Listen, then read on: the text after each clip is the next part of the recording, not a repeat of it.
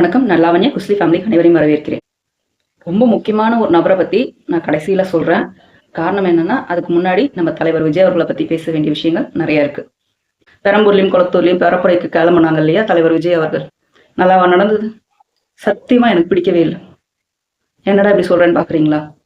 இந்த பெரம்பூர் ஐனாவரம் ஏரியாவில் எனக்கு ரொம்ப ஃபெமிலியரான இடம். ஏன் அப்படி சொல்கிறேன்னா, நான் குழந்தையில வளர்ந்த இடம் அந்த ஐனாவரம், இந்த பெரம்பூர் சுற்றி தான்.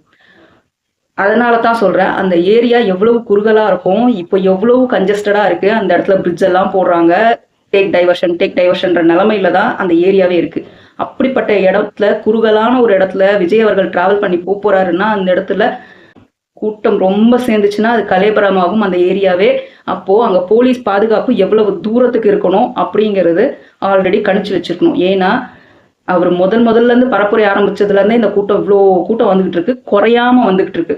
அது அந்த ஊர்ல தானே அவ்வளோ கூட்டம், இங்கே அப்படி இருக்குமான்னு யோசிச்சவங்களுக்கு நெஞ்சை பிடிச்சிட்டு உட்கார அளவுக்கு கூட்டம் ஜாஸ்தி ஆயிடுச்சு. அதுதான் உண்மை. எங்கேயுமே எதையுமே கண்ட்ரோல் பண்ண முடியல. அப்போ இது யார் கையில் எடுக்கணும்? போலீஸ் அவர்கள் சட்டம் ஒழுங்குக்கு கீழே எடுத்து இதை ரொம்ப கண்ட்ரோல்டாக வச்சு ஒரு இடத்துலையும் பேரிகேட் போட்டு மக்களை கட்டுப்படுத்தி வேன்கள் அவங்களுடைய வண்டிகள் மட்டும் போகிற அளவுக்கு வழிவகை செய்ய வேண்டியது யாரோட பொறுப்பு? இதுக்கு முன்னாடியாவது முதலமைச்சர் ஸ்டாலின் ஐயா அவர்கள் கையில் இருந்தது. SOP போடணுன்றதுலாம் இருந்தது. எலெக்ஷன் ஆரம்பிச்சு தேர்தல் ஆணையம் கீழே இந்த விஷயங்கள்லாம் வந்ததோ அது எல்லாமே தேர்தல் ஆணையம் நிர்ணயம் செய்யணும். இப்போ இது யார்கிட்ட போய் முறையிடுறது? ஏன் இவ்வளவு கேர்லெஸ்ஸா இருக்காங்கன்னு சத்தியமா புரியல. அவ்வளவு கன்ஜஸ்டடா இருக்கிற ஏரியால இவ்வளவு பேர் வந்துருவாங்கன்னு தெரிஞ்சும் நல்லா கவனிச்சிங்கன்னா தெரியும். ஆனால் ஆதவர்ஜுனா சார் வந்து இந்த மீட்டிங்கில் சொல்கிறாரு, பெரம்பூரில் கூட போலீஸ் பாதுகாப்பு இருந்தாங்கன்னு. நான் சொல்கிறேன், நல்லா பார்த்தீங்கன்னா தெரியும். பெரம்பூரில் ஒரு எல்லோ கலர் பில்டிங் வரும், அந்த இடத்துல வந்து லெஃப்ட் டர்ன் எடுப்பாங்க. நல்லா கவனிச்சிருந்தீங்கன்னா தெரியும். அந்த இடம் வரைக்குமே போலீஸே கிடையாதுங்க. அங்கே தான் பேரிகேட் போட்டு க்ளோஸ் பண்ணாங்க. அது வரைக்கும் போலீஸ் கிடையாது. மக்கள் தாரத்தாரையாக ஓடுறாங்க. இந்த சீட்டு முனையில் உட்காந்துட்டு பரபரன்னு பார்த்துட்டு இருக்கேன். ஏன்னா பயம் வர ஆரம்பிச்சிருச்சு. ஒரு போலீஸ் கண்ணுக்கு தெரிய மாட்டேங்கிறாங்க, மக்கள் இப்படி ஓடுறாங்க. ஒரு சேஃப்டி பர்பஸ் இல்லாத ரொம்ப கன்ஜஸ்டடான ஏரியா. சும்மா அப்படியே இந்த நார்மலான குட்டி தெருவில் போகிற மாதிரி இருக்கும் அந்த இடம்லாம்.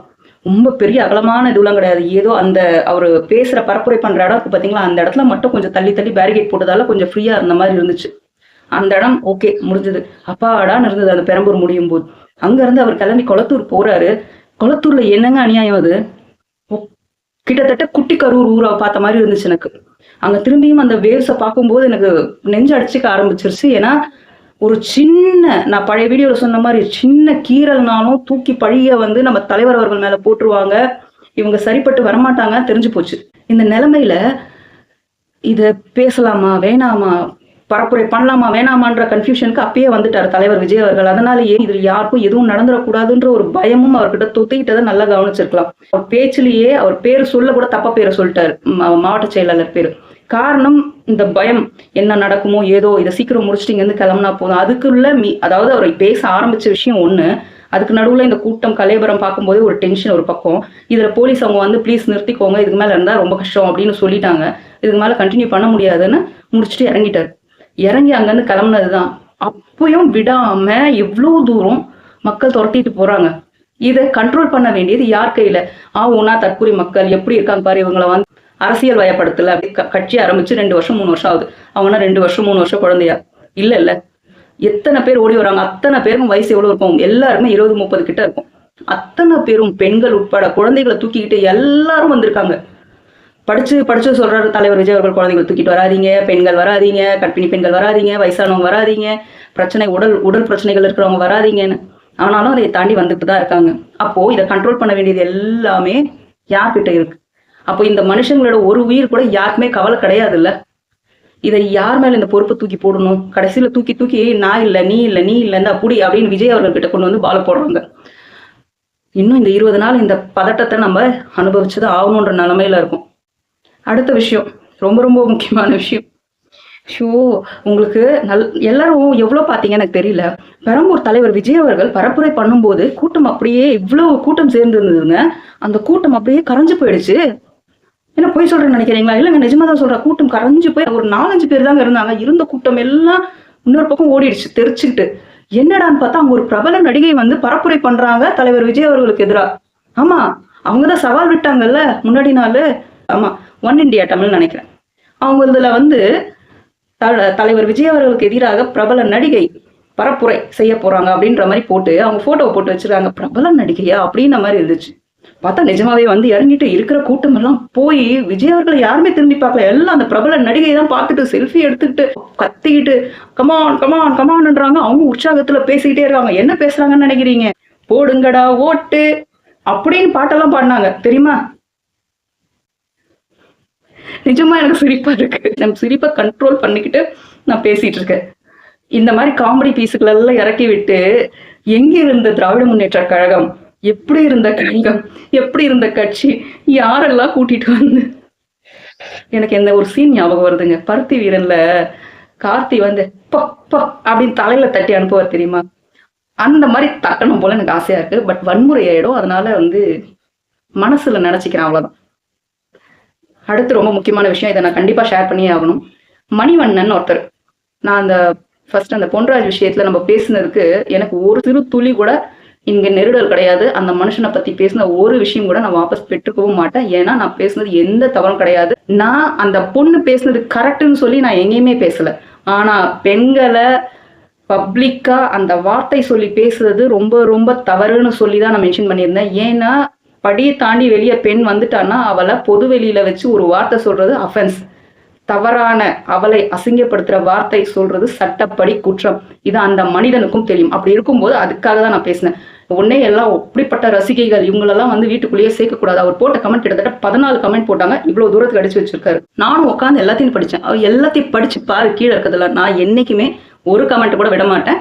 எல்லா கமெண்ட்டுமே முடிஞ்ச அளவுக்கு ரிப்ளை போட பார்ப்பேன். எல்லாத்தையுமே படிப்பேன். அது எனக்கு எதிராக போட்டிருந்தாலும் எனக்கு சாதகமா போட்டிருந்தாலும் எல்லாத்தையுமே படிப்பேன். ஏன்னா என் மேல என்ன தப்பு இருக்குன்னு சொல்றாங்க, கரெக்டா இல்லையா நான் பார்ப்பேன். அது எப்பயுமே எனக்கு இருக்கிற பழக்கம். எல்லாமே பார்த்தேன். 14 மெசேஜ் போட்டிருந்தாரு, 14ஐயும் படிச்சேன். அதுல இருக்கிறது சிலதை நான் சொல்றேன், மற்றதெல்லாம் திட்டி தான் போட்டிருக்காருன்னு வச்சுக்கோங்க. உன்னை நான் அசிங்கமா கேட்பேன் ஒரு விஷயம். அது சொல்லியிருக்காரு, நீ இன்னொரு வாட்டி வீடியோ போட்டேன்னா நான் எப்பயுமே வீடியோ போடுவேங்க. தலைவர் விஜய் அவர்களுக்கு சப்போர்ட் பண்ணி தான் போடுவேன். நான் இதை வந்து இந்த என்ன சொல்லுவாங்க வெறித்தனமான ரசிகை அப்படியெல்லாம் போடலை. தலைவர், எங்களுக்கு அவர் தலைவர், தமிழக வெற்றி கழகத்தின் தலைவர். நான் அதுல ஒரு தொண்டர், அதனால எனக்கு அவர் தலைவர். நாங்க தார்மீகமா அவர் தலைவரா நினைக்கிறோம், தலைவரா நினைக்கிறோம். அண்டர்லைன் பண்ணிக்கோங்க. இதுக்கு தப்பர்த்தம் முடிச்சிங்கன்னா நானே நல்லா கேட்பேன். தலைவர், புரியுதா? இப்போ இந்த விஷயத்துக்கு வருவோம், இந்த ரசிகைன்ற விஷயத்துக்கு வருவோம். இந்த படி தாண்டி எந்த ஒரு பெண் வெளியே வந்தாலும் அவங்கள தவறா சொல்றது தவறுதான். அது அவங்க வீட்டு பெண் பிள்ளையா இருந்தாலும் அவர் சும்மா விட மாட்டாராமா, ஏதாவது செஞ்சிருவாராமா.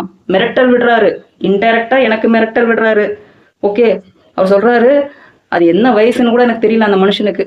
சின்ன வயசா பெரிய வயசா கிழவனா ஒன்றும் தெரியல. மன்னிச்சுக்கோங்க, நான் யாரையும் வயசானவங்களை கிழவன்னு சொல்ல மாட்டேன். ஆனா அந்த மனுஷன் பேசின பேச்சுக்கு நான் சொல்ல வேண்டியிருக்கு. இந்த மாதிரி ஆண் பிள்ளை இருந்தாலும் தவறு, பெண் பிள்ளை இருந்தாலும் தவறு. அப்போ நீங்க கண்டிக்கணும் அப்படின்னு நினைச்சிருந்தீங்க அப்படின்னா ஆதி காலத்துல இருந்து கண்டிச்சிருந்துருக்கணும். அந்த காலத்துல குழந்தைங்க ரசிகைகளா பின்னாடி சுத்தும் போது அப்பயே நீங்க வந்து கண்ட்ரோல் பண்ணியிருந்தீங்க அப்படின்னா படி தாண்டி வெளியே வரும்போது கண்ட்ரோல்டா பேசியிருப்பாங்க, கண்ட்ரோல்டா நடந்திருப்பாங்க. அப்போ விட்டுட்டு இப்போ உட்காந்து என்ன சொல்ல தலையை விட்டுட்டு வாழை பிடிச்ச கதையா பண்ணிட்டு இருக்கீங்க. இப்ப இருக்கிற ரசிகர்களும் ரொம்ப ஓவரா பண்றாங்க. சில பேர் நான் இல்லைன்னு சொல்லலை. நான் அதை வந்து கரெக்ட் அப்படின்லாம் நான் ஜஸ்டிஃபை பண்ண விரும்பல. ஆனா ஒரு இடத்துல ஒரு கட்சிக்கு கீழே இருக்கிற பெண்கள், அந்த கட்சியில இருக்கிற பெண்கள் எல்லாருமே இதுதான் அப்படின்னு அவர் ஜெனரலைஸ் பண்ணாரு. அது சரியா? எல்லா பெண்களும் பேசினாங்களா? ஒரு பெண் பேசின ஒரு வார்த்தையை வச்சுக்கிட்டு அத்தனை பெண்களை தவறா பேசுறது எந்த அளவுக்கு ஆணாதிக்கம் பிடிச்ச வெறித்தனம் பிடிச்ச. அது கேட்டதுக்கு மன்னிப்பு, அத்தனை பேர் கம்ப்ளைண்ட் கொடுத்த அப்புறம் மன்னிப்பு கேட்டு திருப்பி வந்து இல்ல அவருக்கு நான் வந்து எதிராக நிற்பேன் அப்படின்னு பேசுறது எந்த அளவுக்கு ஆம்பளத்தனம். ஆம்பளையா இருந்தா பொண்ணுங்க முன்னாடி நேரா நின்று பேசி பாருங்க. நான் உங்களுக்கும் சொல்றேன், இந்த மணிவண்ணன்றவருக்கும் சொல்றேன். இந்த அசிங்கமா பேசுறதுலாம் எனக்கு வராது. அது பேசுற அது நீ எந்த கும்பல்னு எனக்கு நல்லாவே தெரியும். அப்படியே பேசிட்டு அப்படியே விட்டுட்டு வீடியோ போடாம ஓடிடுவாங்க அப்படின்ற நினைப்ப திருப்பியும் சொல்றேன். நீங்க சொல்ற வார்த்தைகள் எல்லாமே எனக்கு இன்னொரு ஸ்டெப் ஏறி போய் இன்னும் 4 வார்த்தை பேசணும்னு தான் தோணுது. ஆனா என்ன நான் கண்ட்ரோல் பண்ணிக்கிட்டு மாண்பாதான் வீடியோ போகணும்னு ஆசைப்படுறேன். தவறான வார்த்தைகளை உபயோகிக்க கூடாது. ஏன்னா நம்ம ஒரு கட்சிக்கு கீழே இருக்கோம். நான் பேசுற ஒரு வார்த்தையும் என் தலைவனை போய் சேரும் அப்படின்ற ஒரு இதுல தான் நான் பேசிட்டு இருக்கேன். அதனால சாதாரணமா அப்படியே வார்த்தையை விட்டு போயிடலாம், தப்பிச்சு போயிடலாம் நினைக்காதீங்க. நாங்க தமிழக வெற்றி கழகத்து பெண்கள்.